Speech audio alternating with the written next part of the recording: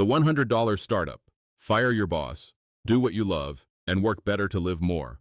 By Chris Guillebeau. Introduction. Have you ever looked out the window during a long day at work and pictured a different life? A life where your time is truly your own?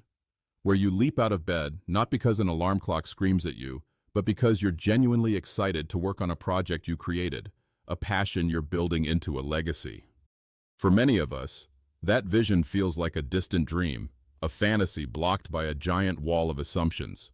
We think, I need a ton of money, or I need an MBA, or I need a 100-page business plan and a team of investors.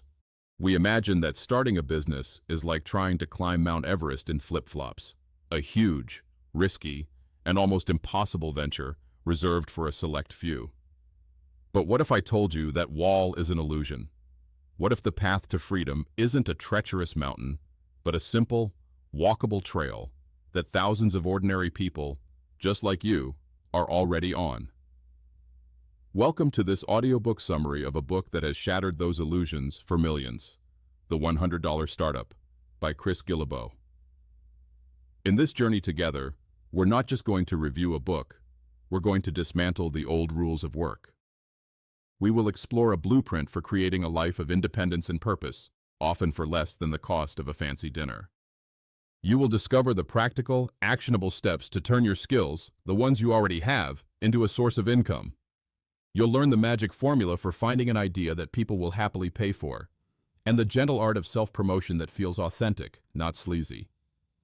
By the end of this summary, you will have a clear roadmap to start building a new future, beginning today. So, who is the guide on this journey? Chris Guillebeau isn't your typical business guru in a suit. He's a real-world adventurer, an author, and an entrepreneur who, before writing this book, was on a personal quest to visit every country in the world. He funded his travels not with a trust fund, but by building a series of small, unconventional businesses he could run from anywhere. He's a man who has lived and breathed the core message of this book, that the ultimate goal is a life of freedom, and building a business is simply the most practical way to achieve it. To write the $100 Startup, Chris didn't just share his own story. He launched a massive, multi-year study analyzing over 1,500 people who had successfully started businesses for very little money, often less than $100, and were earning a solid income of $50,000 a year or more. These weren't Silicon Valley tech prodigies. They were photographers, designers, mattress salesmen, and language hackers. They were unexpected entrepreneurs. And their collective wisdom forms the foundation of this powerful blueprint. Are you ready to discover their secrets? Are you ready to reinvent the way you make a living? Let's begin. The revolution of the unexpected entrepreneur. Picture this. It's a Monday morning. Michael Hanna, a 25-year veteran sales professional, puts on his Nordstrom suit and heads to his office in downtown Portland. He goes through the motions, meetings, emails, client lunches. Then his boss calls him in. The words are a blur: downturn in the economy, unavoidable, lose good people. An HR manager appears with a cardboard box, an actual box. Just like that, a quarter-century career is over. This is a story many of us fear: the rug pulled out from under us, the loss of security. For Michael, after the initial shock, this devastating moment became the best thing that ever happened to him. Why? Because it forced him to improvise. A friend had a truckload of closeout mattresses he couldn't sell. On a whim, Michael decided to try selling them on Craigslist. He found a defunct car dealership to store them in. And something amazing happened. The mattresses sold out, fast. His biggest problem wasn't selling, but answering questions from customers about which mattress to buy. Here's the crucial point. Michael realized people hated the high-pressure, seedy environment of traditional mattress stores. So he created the opposite, a welcoming, no-hassle space. He even introduced the world's first mattress delivery by bicycle. 2 years later, he was happier than ever, running a profitable business he'd never planned, and he donated that old Nordstrom suit to Goodwill. Michael is what Chris Guillebeau calls an unexpected entrepreneur.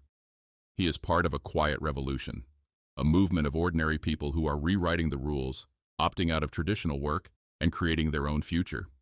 They are realizing that the old path, a safe job, might actually be the riskiest choice of all. True security isn't found in a paycheck from a company that can discard you with a cardboard box. It's found in your ability to create value for other people. This isn't a new idea. Micro businesses have been around since the dawn of commerce. But here's what has changed everything. Technology has made it faster, cheaper, and easier than ever to start.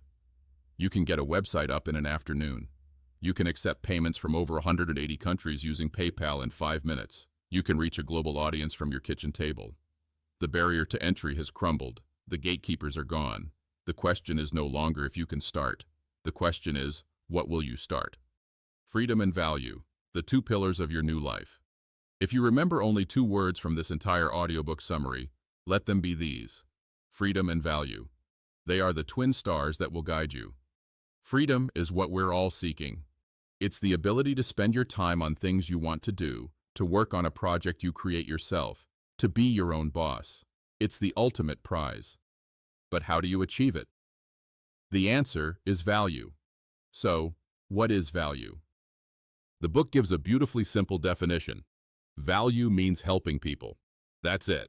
If you build your business around helping people, you are on the right track. When you feel stuck or unsure what to do next, the only question you need to ask is, how can I help my customers more? This is the fundamental shift in thinking. A traditional job often measures your worth in hours worked or tasks completed. A freedom business measures your worth by the value you create for others. And here's the most exciting part. Freedom and value have a direct relationship. You achieve your own freedom by providing value to others. Think about it. We all want more of some things and less of others. We want more love, more money, more acceptance, more free time.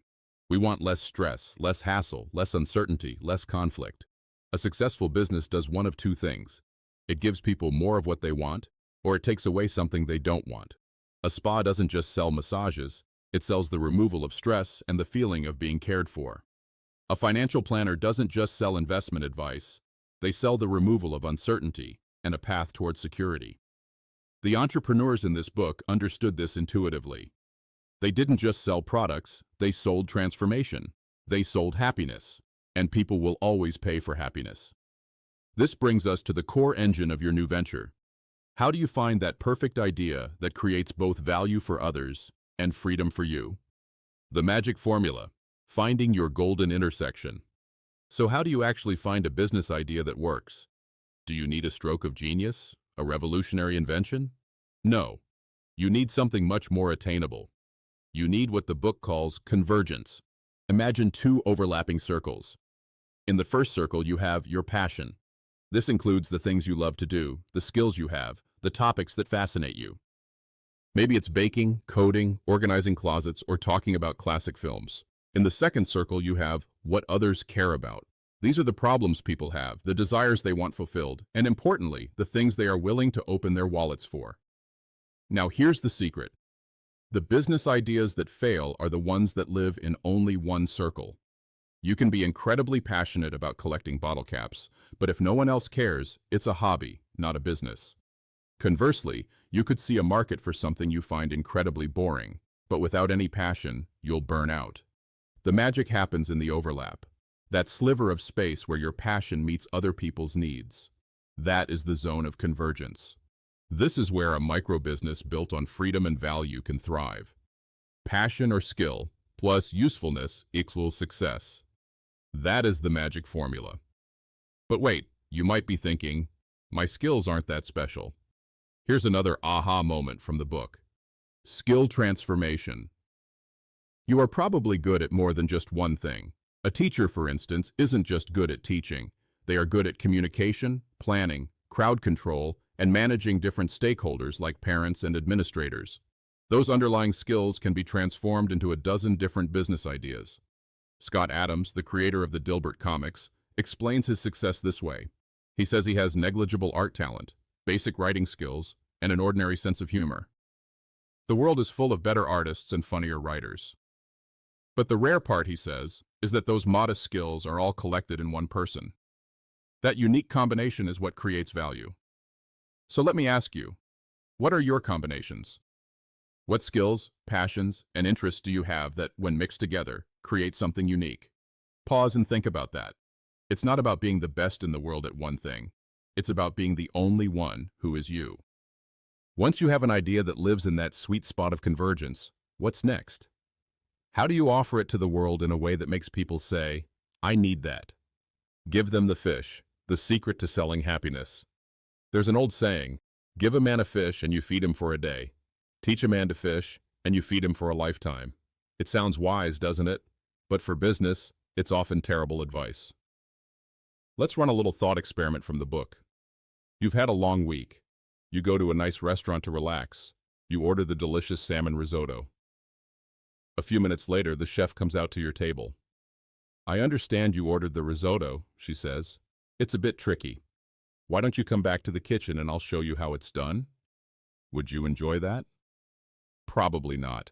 You went to the restaurant to relax and have everything taken care of for you. You didn't want a cooking lesson, you just wanted the fish. Here's the point crucial for your success. Most customers don't want to learn how to fish. They just want the fish. They are busy. They are stressed. They are coming to you for a solution, a result, an experience. Too many businesses make the mistake of trying to drag their customers into the kitchen. They get bogged down in explaining the process, the technical details, the features. But customers don't buy features, they buy benefits. And more than that, they buy feelings. A feature is descriptive. A benefit is emotional. A horse ranch's feature is horse rides and campfires. The benefit is, stay with us and become a cowboy for a weekend. Escape your life and feel free. Which is more powerful? A yoga teacher's feature is private yoga classes. The benefit is, relax and prepare for your day in a personalized, guided practice that melts away your stress. This is the art of giving them the fish.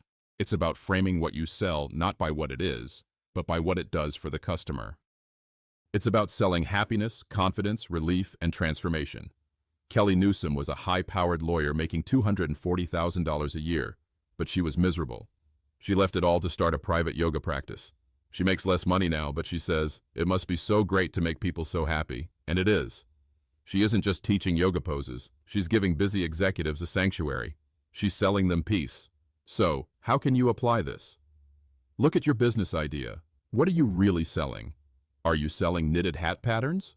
Or are you selling the joy of creativity and the pride of making something beautiful with your own hands? Are you selling spreadsheet templates? Or are you selling your customer the chance to become an office superhero who saves the day and impresses their boss? Don't sell the drill, sell the whole. And better yet, sell the feeling of accomplishment when the picture is hung perfectly on the wall. Give them the fish. But what if your passion is a bit unusual? Can you really build a business around anything you love? Follow your passion. Maybe the reality check. Follow your passion is perhaps the most common piece of career advice out there. And it's not wrong, but it is incomplete. Passion is the fuel, but it's not the engine and it's not the map. The book gives us a crucial reality check. You can't just pursue any passion. As we've discussed, there must be convergence. There must be a market of people who care. But here's the next, even more subtle insight. You usually don't get paid for your hobby itself. You get paid for helping other people with it. This is a game changer. Let's look at Benny Lewis, the professional language hacker. Benny travels the world, immersing himself in new cultures and learning languages fluently in just a few months. It sounds like he gets paid to learn languages, right? But not quite. He actually gets paid for creating a system, a guide called Fluent in 3 Months, that helps other people learn languages. His business isn't the hobby, it's the solution he provides to others who share his passion. He gets paid for being a guide, not just a tourist. Or take Gary Leff, the travel hacker who helps executives book incredible vacations using frequent flyer miles. His passion is travel, but his business is navigating the complex, frustrating world of airline reward programs for people who have the miles but not the time or knowledge. He gets paid to solve a problem related to his passion. Are you ready for a quick reality check? The book lays out a few questions to ask yourself to see if turning your passion into a business is the right move for you. Think about these honestly. Would you enjoy this hobby if you had to do it for at least 20 hours a week, even when you weren't in the mood? Do you enjoy teaching or helping others with the hobby, or do you prefer to just do it yourself? Would you still love it if you had to deal with administrative work, marketing, and customer service related to it? And for the market, are enough other people willing to pay for your expertise? Are there other businesses serving this market? This is usually a good sign. But is your approach different or better? There's no right or wrong answer. Some people find that turning their hobby into a job kills the joy. They prefer to keep it as a sacred space for stress relief. And that's perfectly fine. But if you answered yes to those questions, then you might just have a winning idea on your hands. The next step is to stop thinking and start doing. But how do you do that without getting lost in endless planning? The one-page plan. Action beats perfection. What's the biggest obstacle that stops people from starting a business? It's not a lack of money. It's not a lack of ideas. It's the belief that you need a perfect, comprehensive plan before you can even begin. It's the trap of endless planning. The $100 startup tells us to forget that. In the battle between planning and action, action always wins. Meet Jen Adrian and Omar Nouri. Fresh out of design school, they were already feeling burned out by the corporate design world. They wanted to create a beautiful map to chart their own travel dreams, but they couldn't find one they loved. So they designed their own. The only problem: the printer had a minimum order of 50, which cost them $500. They took the leap, hung one map on their wall, and were left with 49 extras. What happened next was not the result of a grand business plan. Omar asked a crazy question: would anyone want to buy the rest? They threw up a simple one-page website with a PayPal button and went to bed. They woke up to their first sale, then another, and another. An unexpected mention on a design blog led them to sell out in 10 minutes. 9 months later, they had both quit their jobs to run their map-making business. These are things full-time. Their story reveals the core principles of an action-oriented start. Start with a marketable idea. It doesn't have to be world-changing. It just has to be useful. Jen and Omar's idea was simple. Maybe other people would like a cool map too. Keep costs incredibly low. They started with just $500. This minimizes risk and removes the need for debt or investors. Get your first sale as soon as possible. That first dollar, that first sale, is the ultimate validation. It's proof that you're not crazy. It's the fuel that will keep you going. So instead of an 80-page document, the book proposes a one-page business plan. It's a simple template that forces you to answer the only questions that matter at the beginning. What are you selling? Who is going to buy it? How will you get paid? And most importantly, how will it help people? That's your plan. The rest you will figure out as you go. The most important step is the first one. Get something out into the world. Test the waters. Get feedback from real customers. Because a plan is just a good intention until it degenerates into hard work. But once you have something to sell, how do you get the word out without spending a fortune on advertising? Hustling, the gentle art of self-promotion. The word hustle can have negative connotations. But in the world of the $100 startup, hustling is a virtue. It's the ideal fusion of work and talk. Imagine a spectrum. On one end you have the charlatan. They are all talk and no substance. They make big promises but have nothing to back them up. On the other end, you have the martyr. They do amazing work, creating incredible value, but they are unwilling or unable to talk about it. Their work remains unknown. The hustler is the perfect blend. They create something worth talking about, and then they talk about it. They connect. They share. They promote in a way that is authentic and non-sleazy.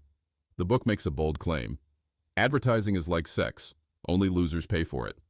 While a bit provocative, the point is that the vast majority of the successful businesses studied grew through word of mouth and smart, low-cost promotion, not expensive ad campaigns. So how do you hustle? It begins with what the book calls strategic giving. This isn't about giving things away, hoping for a direct return. It's about being genuinely, truly helpful. It's about building relationships. Megan Hunt, the dressmaker from Omaha, has a marketing plan she calls strategic giving. She sends custom dresses to influential bloggers for free, which brings in floods of new customers. But more importantly, she constantly surprises her paying customers. She'll upgrade shipping to overnight for free, or include a copy of her favorite book with a handwritten note. She packages every order like a gift for a best friend. This creates an army of evangelists who can't wait to tell others about their experience. John Moorfield, an unemployed architect, set up a booth at a farmer's market with a sign that read, 5-cent architecture advice. He genuinely gave his professional advice for a nickel. This simple, generous act got him featured on CNN and NPR and led to a flood of paying clients. He hustled by, giving his knowledge away. Your hustle starts with everyone you know. Make a list. Send a personal note. Not to sell, but to share what you're up to and invite them to be a part of it. Then, You build it into your daily work. Spend half your time creating and half your time connecting. That's the rhythm of the hustle. It's not about shouting from the rooftops. It's about building a campfire and inviting people to come and share in the warmth. As your fire grows, you'll reach a new phase. You're no longer just starting, you're growing. How do you manage that growth and increase your income without losing your freedom? Moving on up. How small tweaks create big wins. Many entrepreneurs will tell you that starting the business was the hardest part. Once you have momentum, even small changes can lead to huge results. The book calls these changes tweaks. Think of your business as a system with three main levers. Increase traffic, getting more people to see your offer.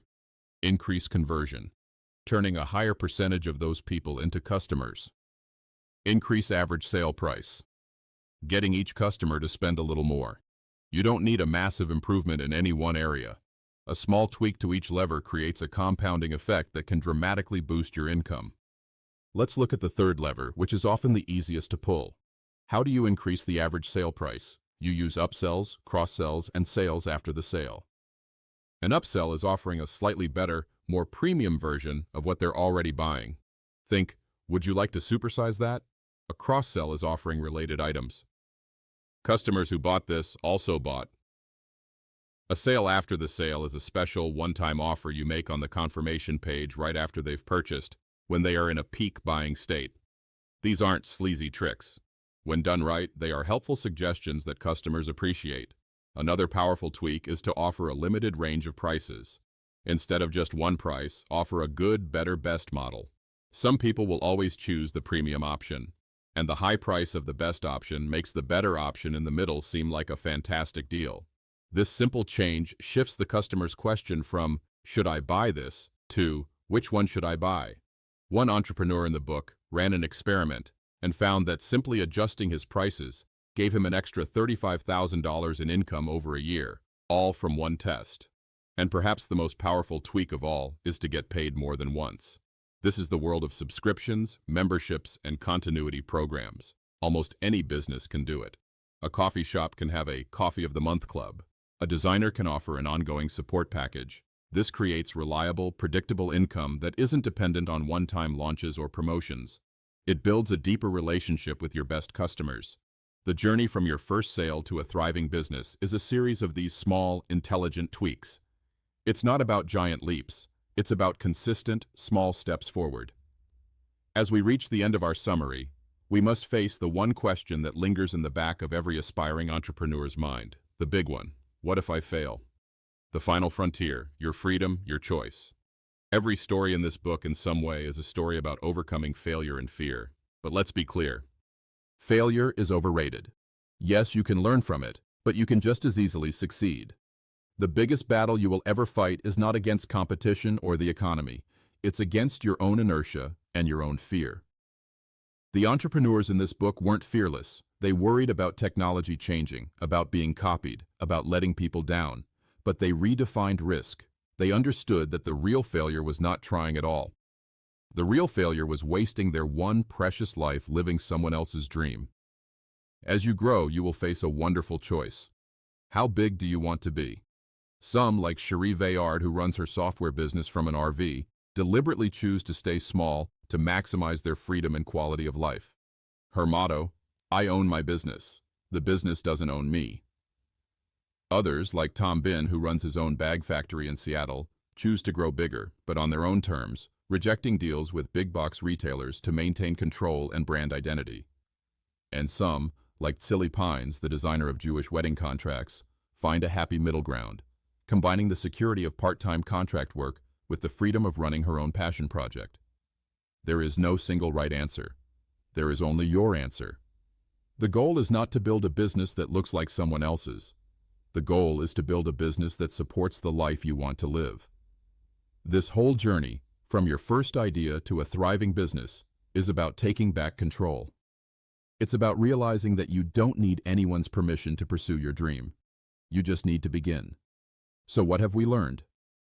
We've learned that freedom is the goal, and creating value by helping others is the path. We've learned the magic formula of convergence, where your passion meets what the world needs. We've learned to give them the fish, selling emotional benefits, not boring features. We've learned that action beats planning and that hustling is the gentle art of connecting and sharing. And we've learned that small, smart tweaks are the key to sustainable growth. Now let me ask you a few questions to see how these ideas have landed with you. What is one skill or passion you have, and how could you combine it with something people find useful? Where is your point of convergence? What is the fish you could offer? How can you reframe what you do to focus on the emotional benefit and the transformation you provide? What is one small, concrete action you can take, not next week, not tomorrow, but today, to move your idea forward?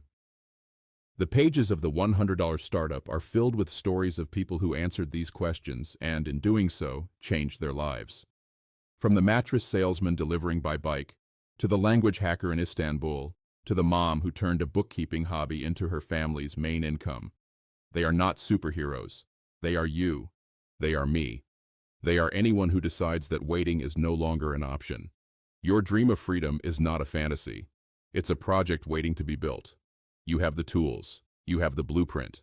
The only thing missing is for you to take the first step. If this summary has sparked a fire in you, I urge you to continue your journey. Don't let this be the end. Let it be the beginning. Pick up a copy of the $100 Startup by Chris Guillebeau. Dive deeper into the stories, use the worksheets, and join the global community of unexpected entrepreneurs who are creating a new future, one small business at a time. Don't waste your time living someone else's life. Your adventure is waiting. Start today.